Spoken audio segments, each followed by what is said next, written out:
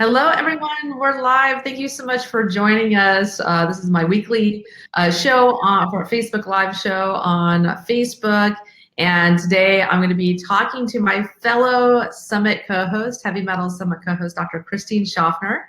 And we're going to be taking all of your questions, any burning questions that you had following the summit or during the summit and didn't quite get answered. We're going to be answering them for you guys today. So thank you so much for joining us. And I'm going to be doing this show every single week. Every week at 5 p.m. Pacific, 8 p.m. Eastern. You can find me here and interact with me and ask me all your detox questions that you're curious about. So Dr. Christine Schaffner, thanks so much for joining me. It's good to see you again, Wendy. It's nice to be able to do this for, all of our audience, because I know there was so much information that was shared, and I know we're still getting questions coming in from patients, and so I'm excited to see what people have on their mind tonight. Yeah, it's a lot. I mean, it's a lot to take in. We had 38 talks, and I just actually talked to Dr. Joe Mercola today. We were, talking for a few minutes, and he was a speaker on the summit, and he had a lot of amazing information. And I know everyone loves Dr. Dietrich Klinghardt, and he's such a wealth of knowledge. And I was honored to, participate with you guys in the summit and bringing all this really important information to everyone. But you talked about how to detox the brain.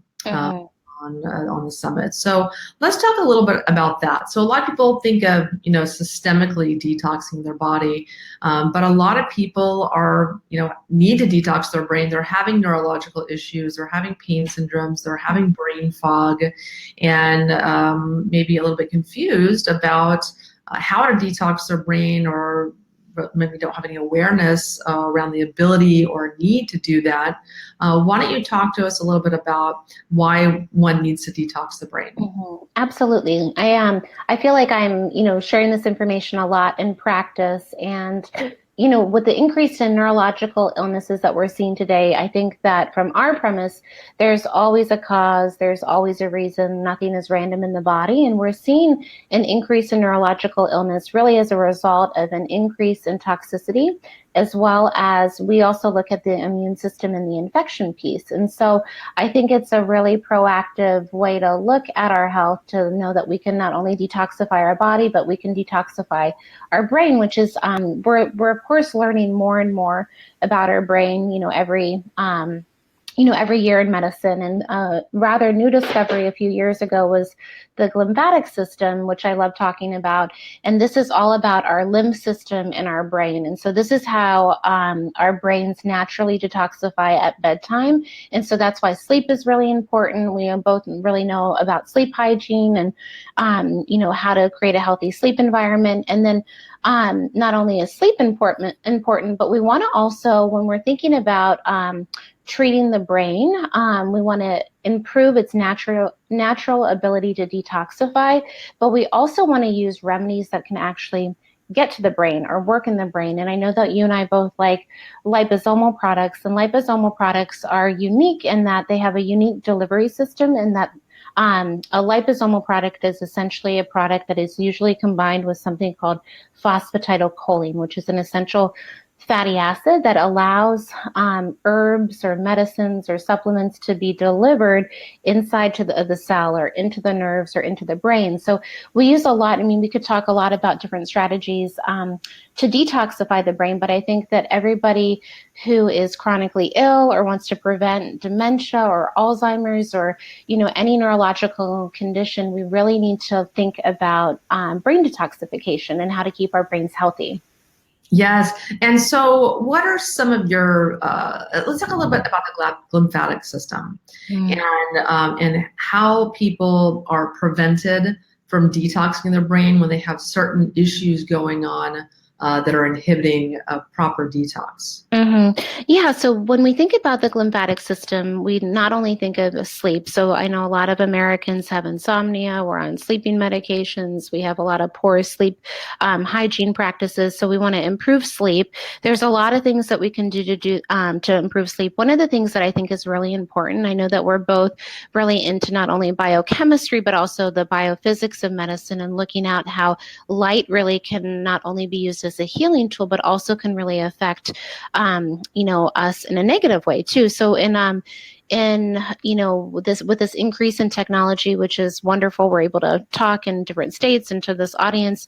There's also, it comes at a cost, and we're all overexposed to blue light, especially at bedtime. So there's a natural rhythm that we should be exposed to light throughout the day. Blue light is very waking for the brain, so that's why we should be around it in the morning. But we're all probably on our iPhones or our iPads, or getting work done late at night, and that can be very stimulating, and it's not giving that communication through the eyes, which communicates to the brain and the pineal gland. We're not getting that shutdown mode, and so we're not getting that natural production of melatonin. So I think a lot of us have melatonin deficiency because of this overexposure to blue light. And so we're really big fans of using liposomal melatonin, not only for the sleep benefits, but it also has a profound effect on detoxifying the brain. There are PubMed studies. If you Google melatonin, it helps to clear the brain from viruses, aluminum, mercury. And so I think it's really cool that not only it helps us to sleep and put our brains down to detoxify, but it also has a neuroprotective effect on the brain as well. So melatonin is a huge one for us. And then again, thinking about sleep hygiene and relaxing, either using those blue blocking glasses, or I have the screensaver on my computer, something to kind of really to mitigate that blue light exposure. And then we look a lot, okay, we have our brains, and then what is downstream from the brain? So when I'm thinking of looking at improving a patient's brain health, I think about the mouth a lot. I think about something called Waldeyer's ring, which is our tonsils and our kind of lymphatic tissue, our sinuses, and the rest of the body, because the lymph has to have somewhere to flow, right? So we look at this very individually, but we have a lot of strategies that we use here at the office to help improve people's brain detoxification. Yes, I love liposomal melatonin. I've been taking it for quite a while now, and it's just so incredibly important. So there is a major deficiency that people have from blue light exposure, watching their television, computers, and also from EMF, vibrating the pineal gland and reducing production of melatonin. So I think a lot of people aren't sleeping well simply because of this deficiency. Can you talk a little bit about, in detail about why or how melatonin is detoxing the brain? Yeah, I think about it. What I know is that it is going to be, I think, because of this reduction in melatonin that a lot of modern day people have because of our modern environment, that we're not all getting that signal to go to bed in a natural rhythm. And so I think that melatonin is not only helping to calm the brain down, and it's part of our natural sleep mechanism, but it's an antioxidant, it's neuroprotective. Not to get over complicated, but we naturally produce serotonin throughout the day, and serotonin also gets broken down into melatonin at night. And so we can look kind of also if we have a lot of gut dysbiosis or other, things we can, track to, Dr. Seneff talked a lot about Roundup and glyphosate and how that's, really impacting our microbiome and decreasing our serotonin production in our gut, and also increasing our absorption of aluminum, which is also affecting our pineal glands production of melatonin. So we can just blame glyphosate for everything. When in doubt, if you're confused, just go. I know. Just go back to looking up. I know. Oh gosh, So yeah. So I just think about it as not only improving our sleep from that natural sleep circadian rhythm, but also it has a antioxidant and neuroprotective effect, and I just think it enhances that removal of waste from the brain. Yeah, and so people that have taken melatonin and feel really unwell or really groggy or drowsy the following morning, what is that from? Is that from detoxification?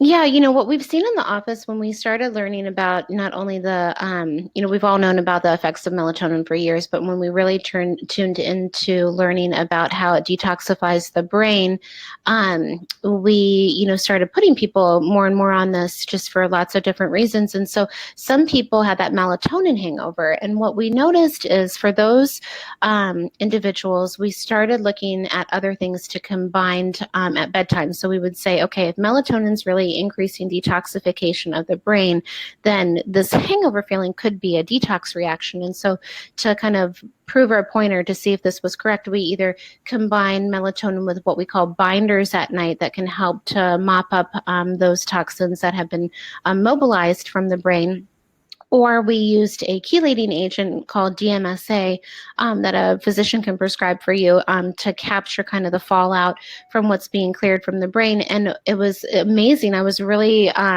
pleasantly surprised to see that, especially with the DMSA, when we combined the melatonin with the DMSA, we were able to get rid of that melatonin hangover. So that kind of, for us, we think of it as a detoxification reaction. So don't be discouraged, from melatonin.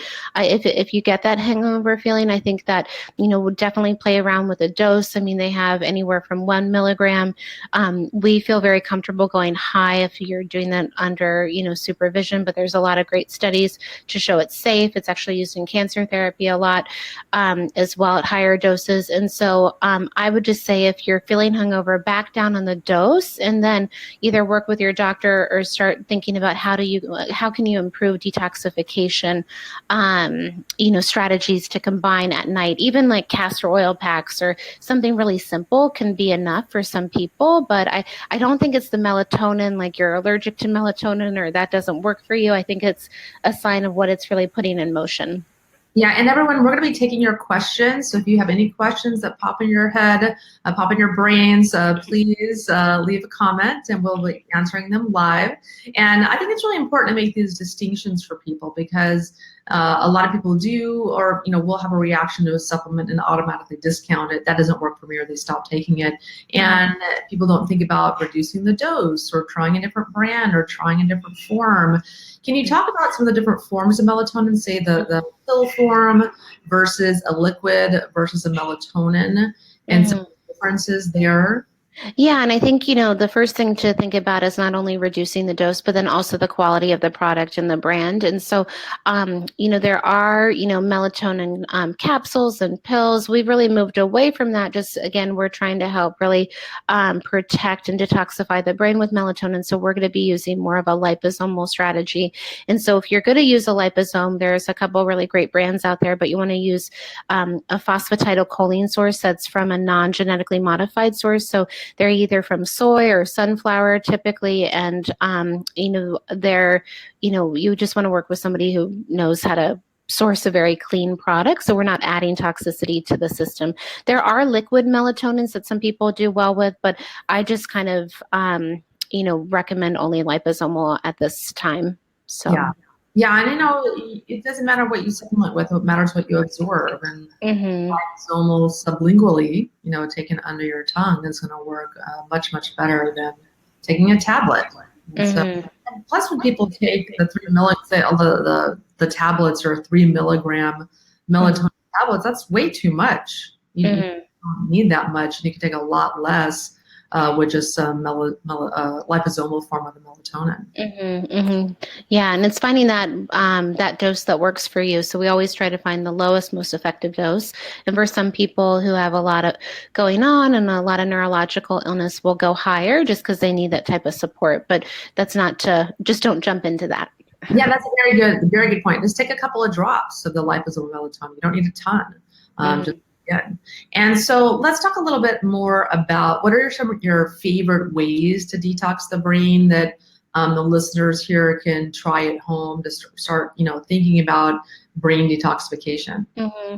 Yeah, we have a lot of, strategies, and we individualize, for each patient. So again, just so if you're, if you have a chronic health condition, please work with somebody who understands, the dental brain connection. There's a lot of toxicity in the mouth that can be affecting the brain.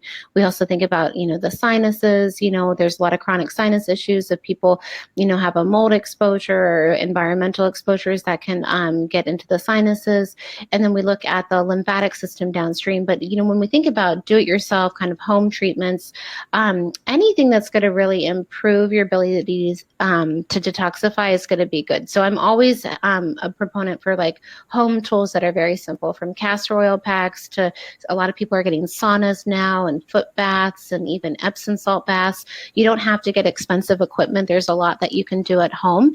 Dr. Klinghardt, I believe it's on our website, SophiaHI.com, and then I think /videos. He does a little video of a self-lymphatic drainage massage. So something that you can basically kind of manipulate the tissues in your neck and to kind of improve lymph drainage kind of coming out of your brain. So there's a lot that you can do, just kind of do it yourself at home. But I would really encourage people, when I see a patient, we look at, a lot of different factors, not only internally, but a lot of different therapies that work for people, and like good cranial work, like craniosacral work, or good osteopathic, practitioner can be, very, helpful at also like getting the cranial rhythm back. One thing that we could probably mention here, if you've ever had a history of a traumatic brain injury or like a car accident, and just kind of noticed if, your health took a dip after that, that's something that I think that you should take very seriously. We know that traumatic brain injuries can have a huge effect on not only different brain structures, but the lymphatic system. You're more prone to depression and dementia and, all of these things. So it's something to really treat acutely, and then to make sure that you get good structural work and, a good combination therapy to be helpful. And I think there's a lot more talk about this with NFL players, but also I think there's just a lot more awareness. And the cool thing is I want to be optimistic too. I mean, we're learning about a lot of what we call neuroplasticity. So the brain can heal, it can regenerate, it can repair. It just needs the right combination of things to do that. But if you have that the number of brain cells you were born with, that you're done. Oh yeah, it's like when, so I know. Or like when you only have when you killed them, that was it. So 10 years ago. Yeah, I know. There's some things that are also simple. That reminds me. There's a way that we regrow our neurons called there's a natural a hormone that's produced called brain-derived neurotrophic factor. It's not exactly a hormone, but it basically stimulates neurons to grow in the brain. And they found exercise actually is a huge way to increase BDNF. We also use different herbs. There's an herb called skullcap that can do that. There's different ways to improve that. But yeah, the brain can regenerate and heal and repair. And I think that's something that we should be happy about, especially with everything we're up against these days. Yeah, skullcap is used in a lot of sleep remedies too, a lot of natural herbal sleep remedies as well. Yeah. Yeah, and so also just physically you could drain your brain. You had mentioned sleeping on an incline, trying to get the sleeping on an incline like this. It physically helps to stimulate, drainage away from your brain. Can you talk about that? Yeah, absolutely. We had actually someone write a blog article on our website around this, and he actually found some pictures of showing how animals like naturally sleep, and they kind of find usually ground that's a little bit higher at night. So I thought that was kind of interesting to look at. But just about a 5-degree incline. Our friends, I don't know if you know Klaus and Denise, who owns Samina Bed. They're good friends of ours, and they really taught me. I sat on at the Bulletproof conference. Yeah, they're great people. They're very passionate, and they have a wonderful product. And they have these adjustable frames with their bed, so then you can just easily adjust the bed to about 5 degrees. Again, you can figure out how to prop your own bed up, with books or, do it yourself. But it's just a 5-degree incline. And that natural incline that you're sleeping on actually helps to detoxify. Again, when we talk about the lymphatic system, that's actually fluid leaving the brain at night. So we want to help that downstream gravity, let gravity help you. And so I've had a lot of patients try this, and it's a very simple technique, and can be very, effective. So that's something, that's easy to try at home. Yes. And so you have a new course coming out, using essential oils to help detox the brain. Mm-hmm. Tell us about some of the essential oils that can be helpful for healing the brain or detoxing the brain. Yeah, so my friend Jody Cohen, she has a company called Vibrant Blue Oils, and she was really intrigued with a lot of the work that we're doing here at Sophia. And, we're friendly, we're good friends, and we decided to collaborate. And she has the essential oil passion, and then I have like this passion of kind of, looking at the whole picture. And so we combined our areas of interest into a class called Reboot Your Brain. And so we go through 8 modules. We talk a lot about, why, what our brains are up against, just a lot of details that I talk about every day in practice. And then, we talk about the effects of liposomal remedies, but also essential oils. And so, I'm not an essential oil expert, but I love using them in products and, different combinations. One of the ones that I've seen work really well is frankincense. Frankincense can help with decrease in inflammation. Also, it can help with, drainage. Jody's a big believer in using more essential oils topically rather than internally, and I agree with her in a lot of ways. And then other ones, they're really simple ones that I know off the top of my head, like rosemary is going to be very helpful for stimulating the memory. Let's see. I could name a bunch of them, but what essential oils do you use? In practice as well with for brain inflammation. We primarily use frankincense. Okay, great. Yeah. So why not? So you have a course. Mm-hmm. Can you tell us a little bit about the course that you and Jody are doing? I saw Jody when I was in Vegas last time. We were both going to the Michael Jackson 1 concert. Oh, no way. Oh, that's so funny. How are you?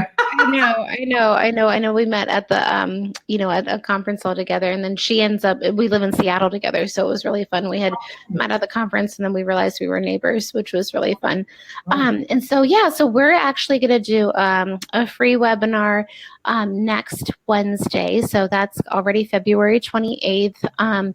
We will be putting a lot of information on our social media and our email addresses if you want to, on our email lists, if you want to opt into that. And so that's just going to explain, kind of an overview about what we're going to be talking about. But we have already done the course once, and we did 8 weeks of really talking about like neurotoxins, infections, the vagus nerve, traumatic brain injury, essential oils, how to, improve detoxification in your whole body. So it's really, a lot of information that we pack in, and we do about an hour class each week, and then have lots of different handouts and things to make this practical. Whether you're a practitioner or really an educated patient, this is a great opportunity, and it's been a lot of fun to put together.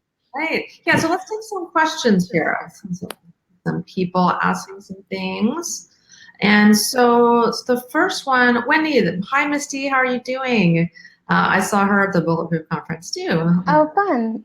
So Wendy, please ask the doctor to discuss what she knows about systemic sclerosis and other connective tissue diseases. And I think we're going to stick to detox today, just to be focused on detoxification. So Lynn Face, so for the heavy metal retest, chelating up until the retest, you take DMSA for the retest. So I think if we're talking about urine, testing, yeah, you take DMSA for any retest or the test. Yeah, you just want to use the same agent that, like, so if you're going to be doing a provocation agent with DMSA and then do a treatment protocol, you want to retest with that same agent just so you're comparing apples to apples. So that is, how we do it. So we'll use either DMPS or DMSA. There are other ways Wendy knows well to look at heavy metal burden without chelating agents. We also use the oligoscan. So it just, you want to stay consistent though if you're going to be using that to monitor progress.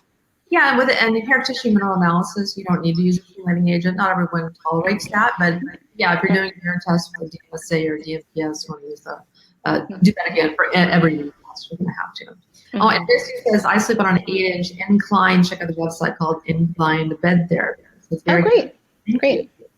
And Lynn Faye, I have problems with rigid cheeks, tip of tongue kind of numbish, roof of mouth achy, and back of tongue feels larger than it should be, and it makes it hard to talk. I mean, that can be mercury. Yeah, I would definitely do a dental history on Lynn Faye and just make sure, see if you have amalgams, history of amalgams, any root canals. Also, the mouth is really interconnected, with the gut, so looking at gut dysbiosis. But yeah, I know that's probably really obviously uncomfortable, but there's a reason, for all of this. Yes, and so Diane, thank you for joining us, Diane. So do you use R-lipoic acid to detox the brain, and if so, how much and how often? So Dr. Andrew Cutler has a very popular protocol using alpha-lipoic acid, which is half synthetic lipoic acid and half R-lipoic acid. So R-lipoic acid being the natural form. So I think there's a lot of distinctions to be made between different types of lipoic acid. They're not all cut from the same cloth. What are your thoughts on that, Christine? I use a lot of Chris Shade's products, and he has a formula through Quicksilver Scientific of R-lipoic acid with vitamin C, and I find that that's typically a little better tolerated. And alpha-lipoic acid is a very strong detoxifier, and if it's not, it can also cross the blood-brain barrier. So if it's not used, correctly, can be hard on the body. And so I find that people really tolerate, I'll combine usually R-lipoic acid with his glutathione, not only for mercury detoxification and heavy metals, but also for mycotoxin detoxification as well, for mold toxins, to get them out of the liver. So yeah, I would just say be careful with alpha-lipoic acid. I think if you're using it with a doctor, totally fine.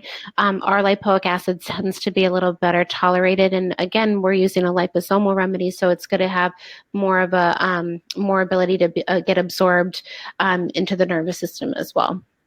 Yeah, and I wanted to just mention the metals that are detoxed with lipoic acid, just to give you listeners a few tips. So there's a regular lipoic acid is going to detox cadmium, copper, lead, and mercury. And then the fat-soluble sodium R-lipoate, which is a different substance, that's going to detox different metals, aluminum, arsenic, cadmium, lead, mercury, manganese, and tin. So just to make some distinctions, because there's, I think that maybe the lay people don't realize that different substances, different forms of supplements detox different types of metals. And so there's water-soluble lipoic acid and fat-soluble lipoate. And so they just do different things. And so that's all for the questions. So you guys, we're going to wrap this up pretty soon, unless you guys have any burning questions that you want to ask us. We have 50 people watching right now, so that's awesome. So Kathy, so Lyme and Marcon's treatment. So BEG spray for 4 months now. Sinus symptoms are nasty. So is it working? We'd love to have more relief from the bad headache and brain fog. Yeah, that's not an uncommon symptom. So obviously, when there's a history of Marcons, we want to make sure that nobody is living in a moldy environment. Typically, Marcons is when people have had a toxic mold exposure. It's a type of staph that grows in the sinuses. And so, and then we, Kathy, I'm sorry going through this, but it's usually, if the sinuses aren't clearing, we have to look at a lot of other things as well, and And so, other kind of like antifungal strategies, as well as there's that mold mercury connection as well. So making sure that we're not missing anything in your mouth, getting good lymph drainage. If your lymph system is all blocked and then you start killing things in your sinuses and it has nowhere to go, people can get aggravated, and then looking at binders and things. So that's a lot of patients with Lyme can be mold sensitive and have a lot of sinus issues as well. So this is a common thing that I see. And we don't always use BEGs and antibiotic spray. We don't always have to, use that. There's other herbals and essential oils and silvers that we can use too. So BEG might be too strong for you right now. Yeah, and then there's, colloidal silver is a great thing to use to clean out the sinuses. It's antimicrobial and but not, maybe not as strong. It's definitely good broad spectrum, and it helps a lot of people. And we also use Manuka honey nasal spray. That's another way to decrease biofilm. It's antibacterial, antifungal. So there's a lot of natural agents. I feel that people have to rotate their sinus sprays because usually it's not a one size fits all. Yeah, someone sent me an alkaline silver powder that you put in water, and then you can use that with a neti pot to clean out your sinuses. I haven't tried it yet because I'm scared. Yeah, we've experimented a lot over here with the different types of things to put up your nose. So from probiotics to herbs. So, but I have not tried the alkaline silver. Argentin 23 is what we use, and that's safe and well tolerated. Yeah, that's an amazing one. Yeah, and there's there's alkaline silvers out there as well that a little bit different, work a little bit differently, but same concept. And so a lot more questions here. Yay! So Nan, could you say how sleeping near a smart meter 8 feet away affects melatonin? And I touched on that a little bit, where it's the EMF will vibrate the pineal gland and interfere in production of melatonin. Is there anything else? Yeah, I think with smart meters, there's what was it called? Take Back Your Power is the documentary that was done by Josh Del Sol. He has an excellent website. We try to educate people to opt out of their smart meter. Distance is your friend with EMF, and my husband actually, who works with hackers, and they know a lot about smart meters for lots of different reasons. And he's educated me that not all smart meters are created equal. So figuring out, calling your power company and asking what type of smart meter you have and how often the signal is being perpetuated and communicated back to the power station, I think is something. So, if you have something that's high powered running all the time, I would really advocate to opt out. They're coming up with more shielding things to use for smart meters. And so, but again, distance is your friend. I can't quote you on how many feet, but the farther away you are from it is going to be the less detrimental. You can get one of those different meters. I was wondering if I had one on my desk. I don't.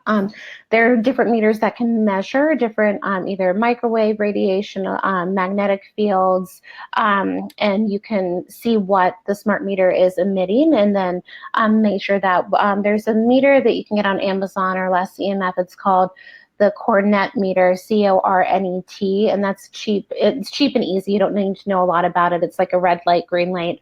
You either, red is obviously stay away from, it's too high, and green is it's not as bad as you think. But I think it's really smart that you're thinking about the smart meter and how that could affect your sleep. So you wrap it in aluminum foil. Yep. When in doubt. When in doubt, aluminum foil, right? Yeah, line your bedroom and it can't get through. And they'll be forced to come out and check the meter. So Misty, so please ask if Dr. Schaffner has noticed specific toxicities in people diagnosed with systemic sclerosis, scleroderma. Many in my group are interested in detoxing and unsure where to start. I had a client with scleroderma and caused by nickel toxicity and other metals. This particular client was working in an office, and the building was really, really old, and 4 people had been diagnosed with scleroderma. Wow. So it was a toxic building. Yeah. Nickel and other metals definitely can contribute. What are your thoughts? Yeah, absolutely. I mean, systemic sclerosis or scleroderma, these are connective tissue disorders, and that can be a lot of toxicity can hang out in that connective tissue, the fascia, the space between the cells, and that can stimulate an autoimmune process. So I can't, I kind of look at all of it. So I think all toxic metals should be looked at, mercury exposure, lead, aluminum, nickel, cadmium, arsenic, all of these things should be looked at, usually with a systemic detoxification protocol. I often sound like a broken record in practice. It's really like, okay, strengthen the immune system, decrease the infections, help the body eliminate toxicity, and that typically helps a lot of people with a lot of things. And so, but I absolutely, I would encourage you, if you're a member in this group, to look at heavy metal testing, looking at a doctor in your area that will, come up with an effective protocol. And then also not to discount also the other environmental toxicants like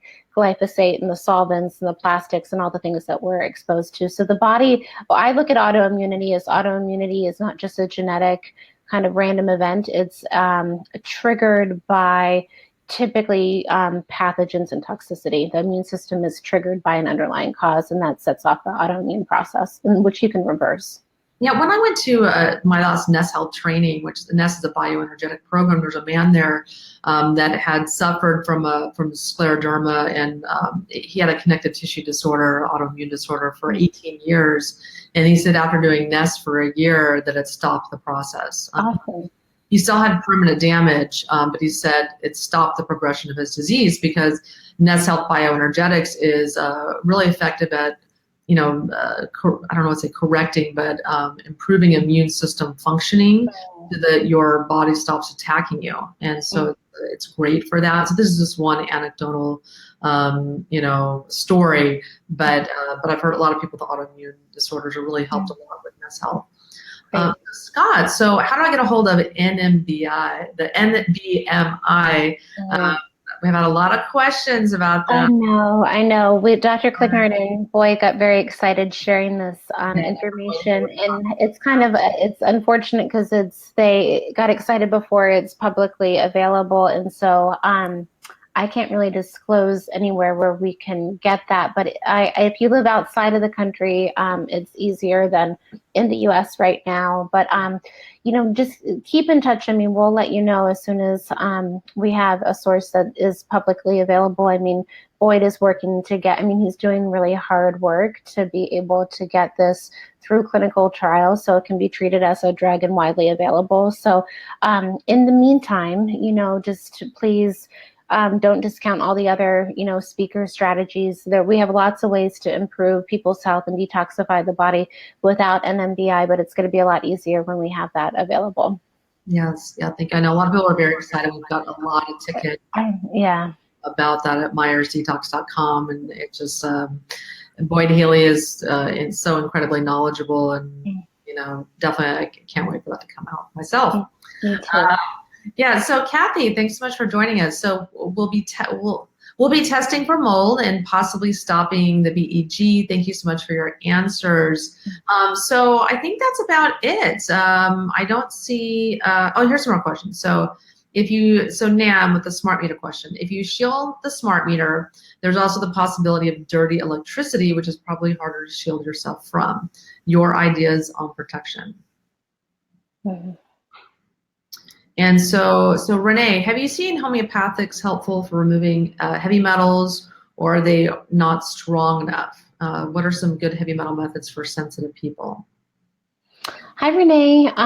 So I think that, I work with a lot of sensitive patients, so I can never underestimate, the power of, what works for sensitive people. So I'm totally not opposed that the homeopathics can start the detoxification and drainage process.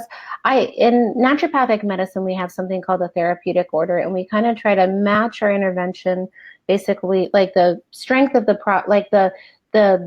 the weight of the problem that we're dealing with, we try to match the strength of the intervention. And I think that heavy metals are often in us for man-made reasons. And so they're kind of unnaturally kind of in us. And typically they need stronger agents to be able to get them out of the body. However, just improving, if you're sensitive, Renee, I would think about how do we improve your body's global ability to detoxify. So, ionic foot baths work. If you tolerate the sauna, coffee enemas and colon hydrotherapy can be helpful.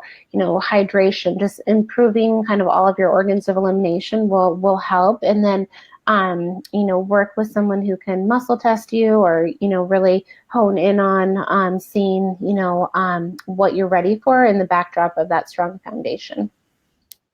Yes, and so Chris, so he recently had some colonics followed by coffee enemas, and later on had headaches and pain in my chronically infected sinuses. I assume this is a continued detox. What binders might help most for this? Yeah, that's interesting. So if your sinuses are flaring after a coffee enema, I would think that you've probably also had maybe a mold exposure that, you're moving a lot of mold toxins maybe through the bile and in the liver. And so we use a lot, I mean, everyone has their favorite binders, but we use a lot of something from BioPure called Zeobind that can be very helpful. The chlorella can be helpful. Pectosol can be helpful. Charcoal can be helpful, but shouldn't be used long term because it can be stripping, for people. So I would just try, pick a binder that's clean product that you have access to, and try to pre and post treat your coffee enema with binders and see if you have that same aggravation. Great. And so I had someone had a question about BioSil. So should BioSil be taken before Pectosol C, and how much time before? Pectosol C stays in the blood system for about 12 hours, has a half-life of 12 hours. So you can take the BioSil at any time during that 12-hour period. But usually I'll have people take Pectosol C first thing in the morning, and then at some point later in the day take BioSil. So I wouldn't be too worried about when exactly you're taking it, as long as it's maybe within that 12-hour period following the Pectosol C. And then one more question here. I have an IgG antibody allergic reaction to coffee. People should check for underlying intolerance. For sure, like coffee enemas aren't going to work for everybody. I mean, everyone's going to be sensitive to something, any kind of detoxification procedure or supplement. Some people will have issues. So you just have to do what works for you. And I think of IgG antibodies, if you have that, it's usually a symptom of a larger issue. That why do you have gut permeability in the first place, and why are you reacting to those things? Of course, some people are going to be their constitution, they're going to not tolerate certain things, but typically with IgG antibodies, I think about that. Okay, what's creating a leaky gut? Typically chronic infections and dysbiosis in the gut. Resolve that. I've seen a lot of people's allergies improve, like almost anaphylactic allergies improve with parasite treatment. So, just you might not be allergic to coffee forever. So. Yes, well, everyone, thank you so much. Christine has to go, and thank you so much for joining us. And I hope you guys enjoyed the Heavy Metal Summit. It was just a joy to interview all these experts from around the world and teach you guys about detoxification. As you might have guessed, there's a lot to it. There's a lot of simple things you can do, but there is also a lot of different things you can try, a lot of different things that work for people and not for others. You just have to find what works for you, but we're trying to give you some simple things that you can do at home that aren't terribly expensive. During this talk today. So thank you so much for joining us, and I'll be here next week also, every week at 5 p.m. Pacific, 8 p.m. Eastern. So you guys, thanks so much for joining us. It was a pleasure. It was so much fun answering everyone's questions. And Dr. Schaffner, thanks so much for joining us. Thank you, Wendy. Thank you. Signing off, everyone. Bye. Bye.